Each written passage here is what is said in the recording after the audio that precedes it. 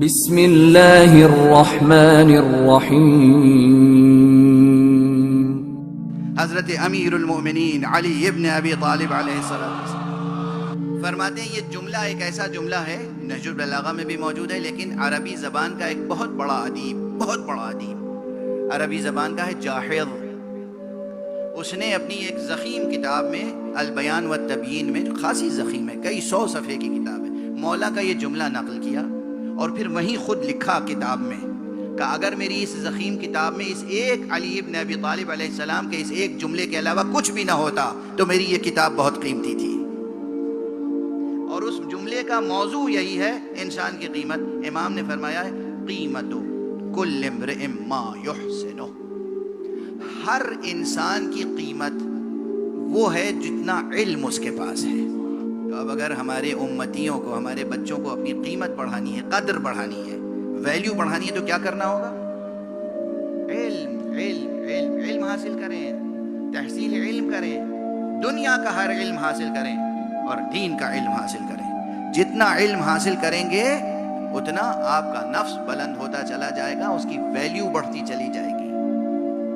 ابھی ویلیو کی بات کرتا ہوں، اسی کے مقابلے میں آپ نے پھر یہ بھی سلبی ایجابی اعتبار سے کہا، سلبی اعتبار سے بھی فرمایا، اقلکم قیمتاً یا اقل الناس قیمتاً اقلہم علما۔ دیکھو، تمام لوگوں میں سب سے کم ویلیو اس کی ہوتی ہے جس کے پاس سب سے کم علم ہو۔ ایک طرف یہ کہا کہ تمہارے ذات کی، تمہارے نفس کی اصل قیمت منحصر ہے کس پر؟ اس علم پر جو تمہارے پاس ہے۔ سمجھ میں آ رہی ہے؟ بالکل توجہ سے، دھیان سے۔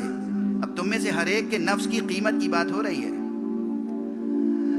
ہر ایک نفس کی قدر و قیمت وہ علم ہے جو اس کے پاس ہے، یہ ایک بیان۔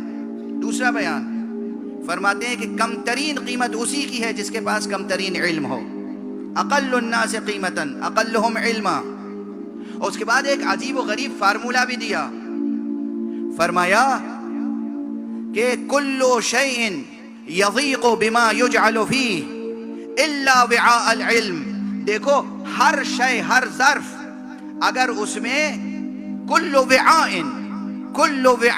یضیق بما یجعل فیہ الا وعاء العلم، ہر شے، ہر ظرف، ہر برتن، ہر کنٹینر وہ پر ہو جاتا ہے اور پھر تنگ ہو جاتا ہے جب اس میں کوئی چیز ڈالی جاتی ہے۔ یعنی آپ کوئی چیز لے کے سرمایہ کرنا چاہیں، جیسے عموماً غریب عوام کو پریشان کرنے کے لیے سرمایہ دار کیا کرتے ہیں؟ ضرورت کی چیزیں بازار سے اٹھائیں اور اپنے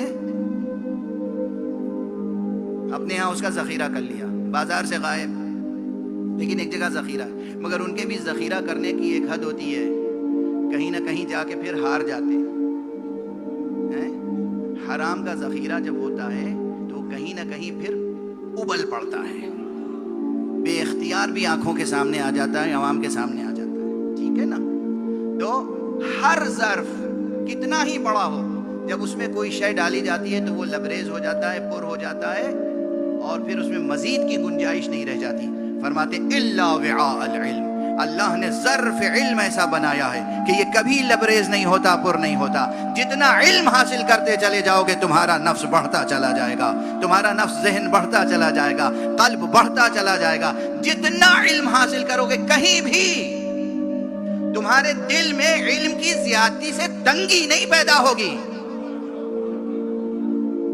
اور یہاں تک اگر بات آ گئی تو اب اور عرض کروں، اللہ بے نیاز ہے اور اس نے خدا کی قسم اپنے رسول کو بھی بے نیاز پیدا کیا ہے اور خود اپنے پاس سے علم دے کر پیدا کیا، لیکن ہمیں اور آپ کو سکھانے کے لیے قرآن مجید میں ایک عجیب و غریب آیت رکھ دی، اے میرے پیغمبر تم اللہ سے دعا کیا کرو، رب زدنی علما، پروردگار میرے علم میں اضافہ فرما۔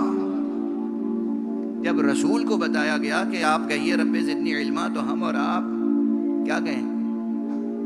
کس صحرا کے ذرے ہیں؟ ارے وہ دیہاتی مسل بھی کہہ دو تو کوئی حرج تھوڑی ہے، زبان میں کس کھیت کی مولیاں ہیں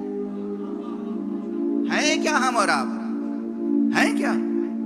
اللہ کے رسول کو اللہ نے کہا کہ قل رب زدنی علما، اے رسول آپ دعا کیا کیجئے، کہا کیجئے مسلسل پہ ہم، اے پروردگار میرے علم میں اضافہ کر، اے پروردگار میرے علم میں اضافہ کر۔ اور ہمارے ہاں کیا ہو رہا ہے؟ علم سے غفلت، علم سے غفلت ہوگی تو کوئی امت تشکیل نہیں پا سکتی. آپ مرتضیٰ کے امتی نہیں بن سکتے. تمام دنیا کی لذتوں سے منہ موڑ کے بس ایک چیز حاصل کرنے کی کوشش کریں اور وہ ہے علم اور معرفت. اور اس علم اور معرفت میں جو لذت ہے اس کا آپ کو ابھی اندازہ نہیں ہے، لیکن جب لذت کا اندازہ ہو جائے گا تو پھر کوئی چیز اس کے مقابلے میں اچھی نہیں لگے گی. علم کی لذت ہوتی ہے، لذت، مزہ. علم کی لذت ہوتی ہے. اور آپ کو اگر سمجھانا ہو تو ایک مثال سے سمجھا دوں. بات کرنے میں بھی کوئی مزہ ہوتا ہے؟ بالکل نہیں. لیکن اگر بات ذکر اہل بیت کی ہو تو آپ کا ذوق اس کی لذت سے آشنا ہے یا نہیں؟ لذت سے آشنا ہے یا نہیں؟ لذت ذکر علی سے آشنا ہے کہ نہیں؟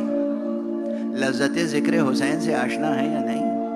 مجلس میں اس سے زیادہ مانوس اور اس سے زیادہ بڑی مثال نہیں دے سکتا میں. یہ مانوس بھی ہے اور حقیقی مثال ہے. جیسے ذکر کی لذت ہے نا، تو ذکر ہے کیا؟ عین علم. یہ علم کی لذت ہے. علم کی ایک بہتر لذت ذکر میں ہے. تو یہ جو دنیا کے جتنے علم ہیں ان میں بھی لذت ہے.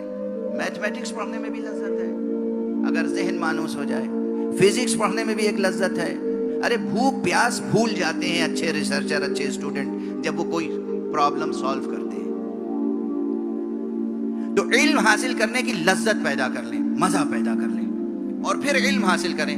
دیکھیے دنیا میں کوئی بھی نسل، کوئی بھی قومیت، کوئی بھی قبیلہ آپ کے مقابلے میں ٹھہر نہیں سکے گا.